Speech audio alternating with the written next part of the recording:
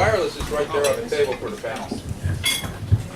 Good evening, everyone. You got to turn the switch on. Slide it up. There you go. There you go. Good evening, everyone. Thanks again for the opportunity to talk about this very important issue that affects students here in Escambia more than other places and throughout the state and throughout the country.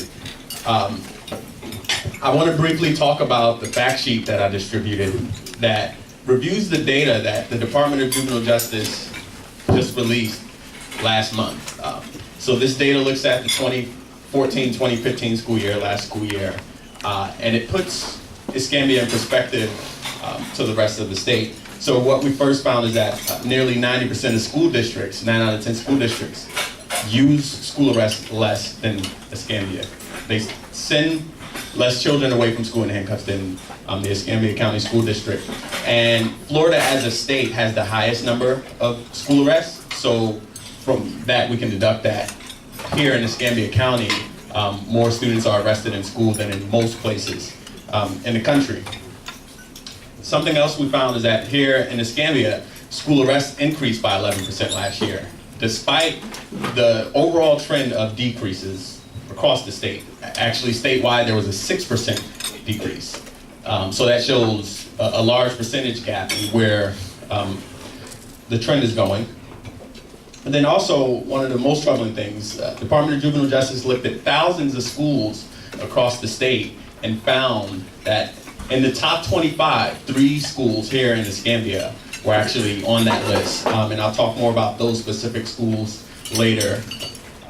And over the past few years, over 1,200 arrests have occurred throughout the district.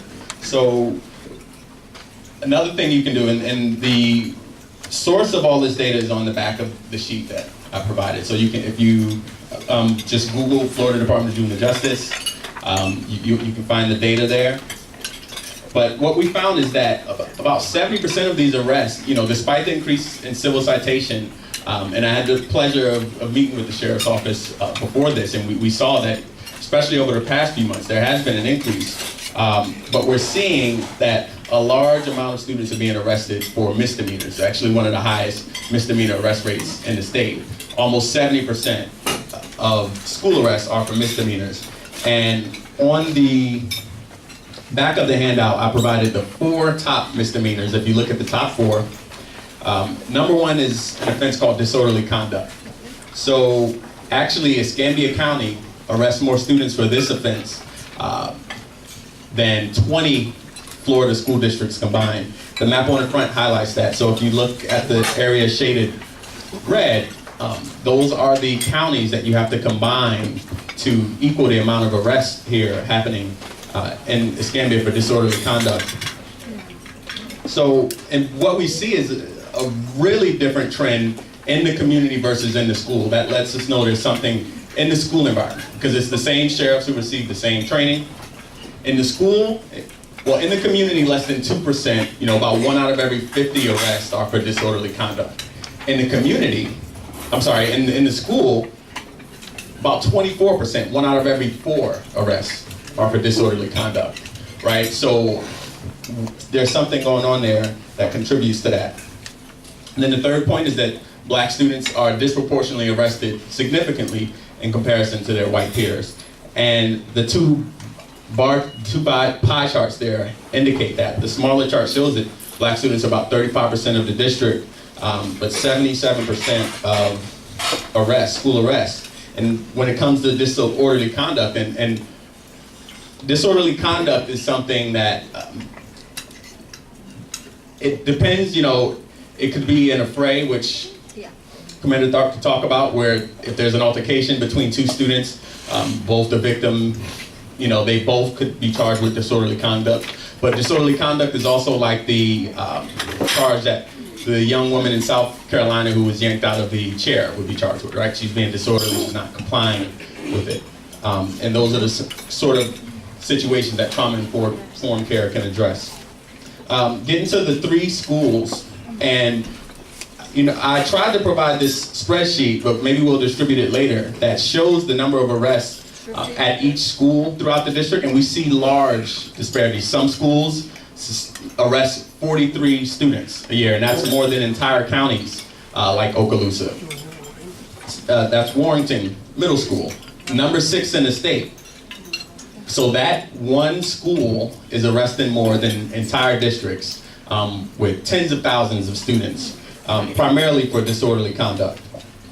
Pine Forest High School is number 15 in the state, right? So even though they have about 1,700 students, they arrest more students than Santa Rosa County, which has 26,000 students. And I know the demographics and different things are different, but that's still a large disparity. And in Escambia High School, we see it's number 25 in the state, with also about 1,700 students, but Escambia High School arrests more students than Okaloosa County School District, which is over 30,000 students.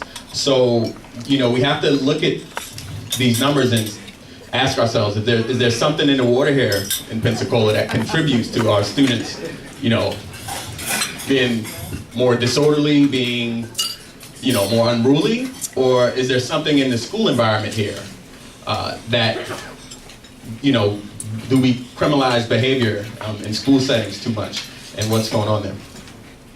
And then also on the document we provided some recommendations. You know, maximize the use of civil citation, and like we said, we saw a significant increase in that, but we need to redefine which offenses are eligible for it and ensure that, you know, we maximize it. And I definitely commend the Sheriff's Department and everyone for the increased use.